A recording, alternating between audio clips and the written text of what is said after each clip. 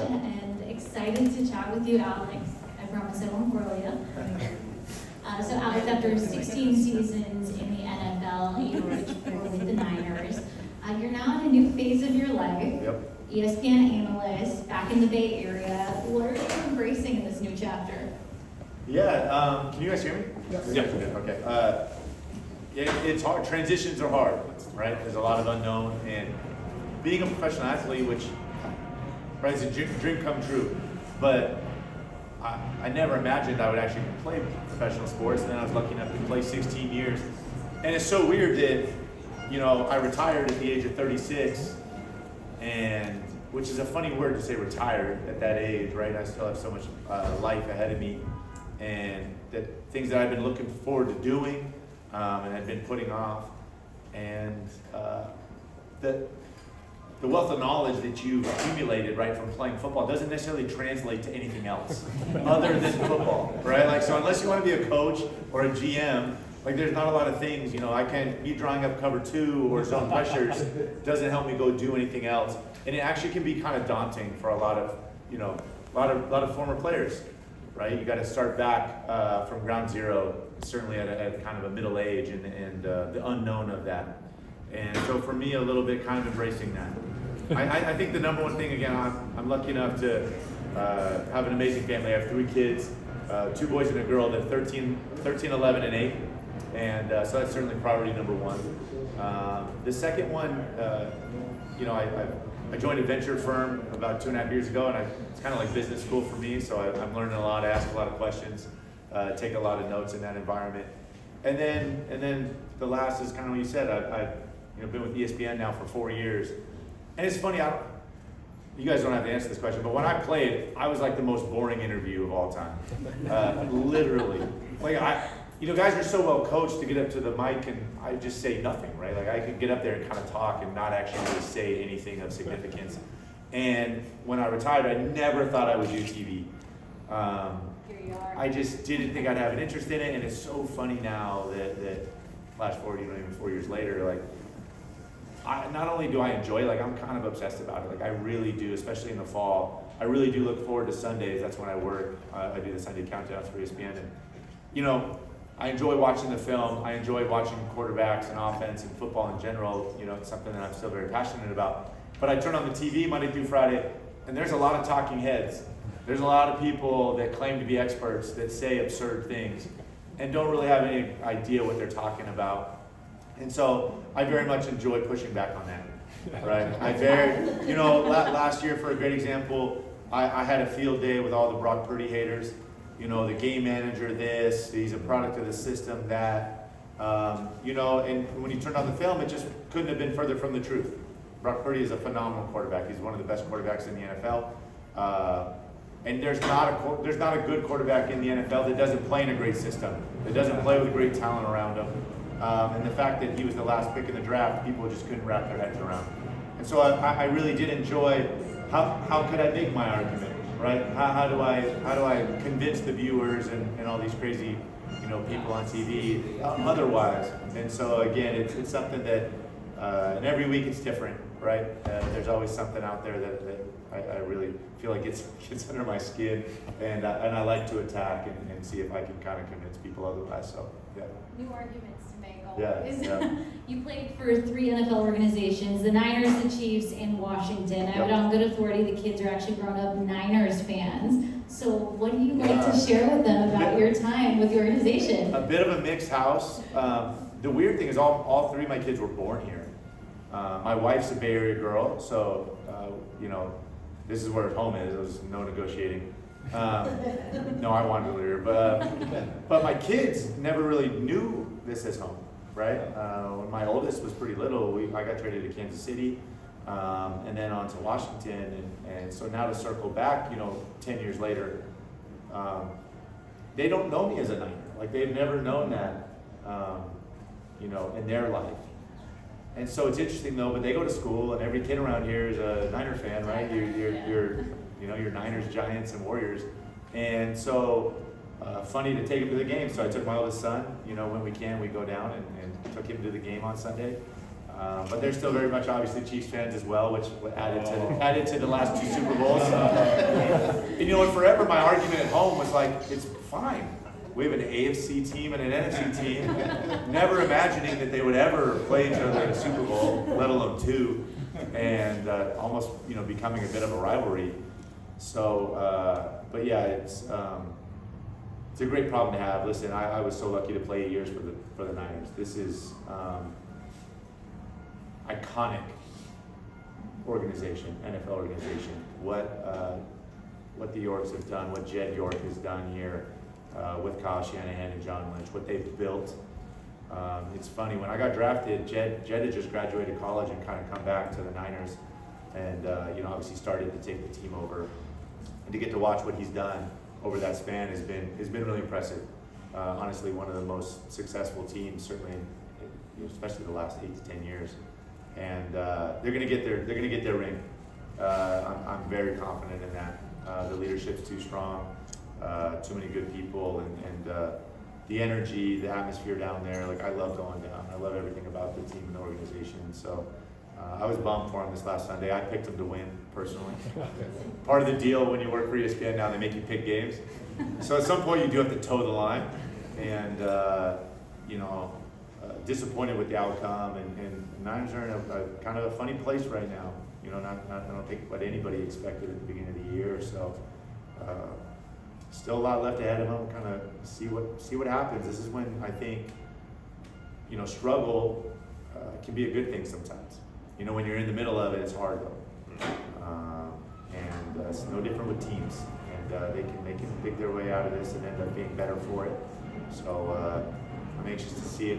And once you know, it's the Cowboys here next week to kind of start this off. Yes. So it'd be a great team to go, you know, start this roll against. Yeah. As an alum that's now living in the area, you've got to come back for a lot of big reunions, a lot of the big games, and despite the injuries that you mentioned, what makes you confident that this team can put together that second half surge? Two things. I mean, I think the talent, right? Like, to think about who wasn't playing on Sunday, I mean, it's hard, right? It's like, well, it's Christian McCaffrey, it's Debo, it's right. Brandon Ayuk gets hurt. You know, no Juwan Jennings. The list goes on and on. No Fonga. You know, Hargrave's out. Like, they've already had a lot of injuries, and they didn't play very well at all on Sunday, at all. Right? Purdy 3 picks. No, all 3 phases didn't play very good. And still, all that being said, in the fourth quarter, they had a chance to, you know, make that a game very easily. And so I just think the leadership, Kyle Shanahan is one of the best coaches, if not the best offensive mind in football. John Lynch is a phenomenal GM, I think. Just his presence and experience, his calmness. And then the guys on the team, the Fred Warners, right, the Nick Bosa's, the Brock Purdy. Brock Purdy is beyond being an unbelievably talented quarterback. I'm around him and I'm always like, I feel like he's in like his 12th year. The guy's like, he's so mature. He has such a good head about him. And so like the bones of the team, the heart and soul, Kittle, like the guys that just are the culture of the San Francisco 49ers, that culture is just too good. And I have faith in that. So I do think it will reveal itself. You are the most qualified to talk about this. Brock Purdy, the final pick of that 2022 NFL draft. So many quarterbacks drafted ahead of him, and he's thrown in his rookie year mid-season and able to basically just keep it going. What made him ready to take over this team at that moment? Yeah, well, I mean, he's a special individual, right? Again, not just the player. The person is incredibly special. And I think that's kind of the unique thing as a quarterback, like, right? Like, clearly, ESPN has this stat when they track all first-round picks, every position in the history of the draft, and quarterbacks are the lowest hit rate. So the lowest chance of success by position is quarterback. It's below 50%. O-linemen are the highest, by the way. And I think a little bit of it's because of what I just said. Like, there's so many things that are not quantifiable. The immeasurables that make a quarterback. It's not, you know, the combine, which is this underwear Olympics. It's the height, the weight, the hand size, how hard you can throw it, how far you can throw it, how fast you can run. It doesn't necessarily result in being a good quarterback. And again, how do you put a a measurable on courage and calmness and mental toughness, on accuracy. You know, and those are things that certainly I think Brock Purdy is the most courageous quarterback in the NFL.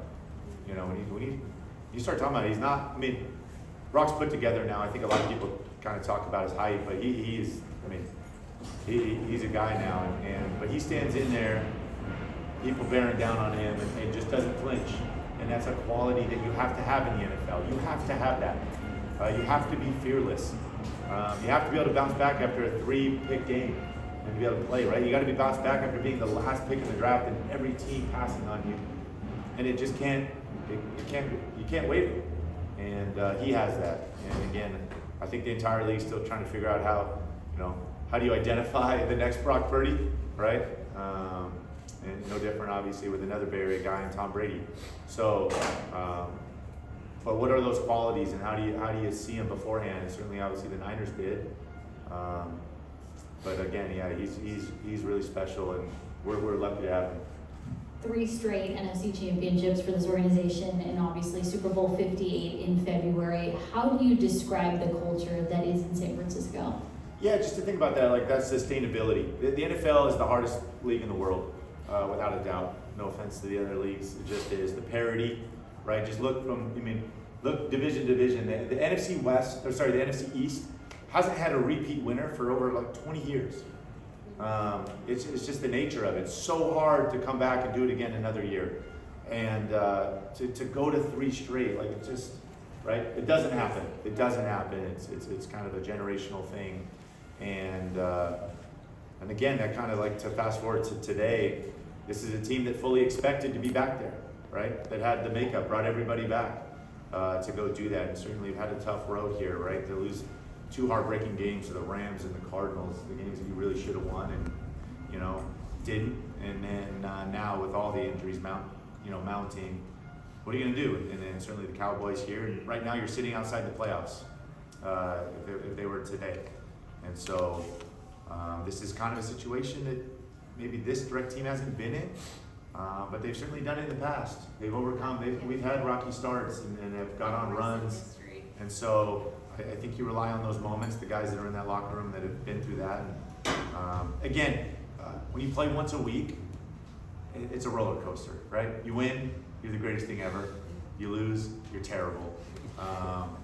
And so, they need a win. Go get a win, get back on track, get the momentum going in the right direction. Hopefully get some guys back and healthy. That would help as well. We'll close this thing off the only way that is fitting, and we're going to need a Sunday night football prediction for this historic rivalry. Niners-Cowboys at Levi's Stadium coming up on Sunday. Oh, it is? It's a home game. I was just going to ask. Yeah. Okay, home game. Well, I mean, this is the rivalry I grew up on. I mean, I grew up in San Diego. I'm a California kid. The Chargers were never good. So I, by sheer nature, the next closest team was the Niners. And I grew up, I fell in love with football there in the early 90s. And it was Niners and Cowboys every single year.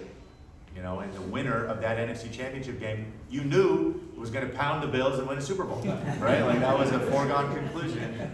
And like such great memories of that. And this is what's special about sports. Rivalry is what is special about sports. And there's not a ton of rivalry at the professional level, right? It's a lot of high school, college, but this is one. And when you have it, right, like this is amazing. How cool is this?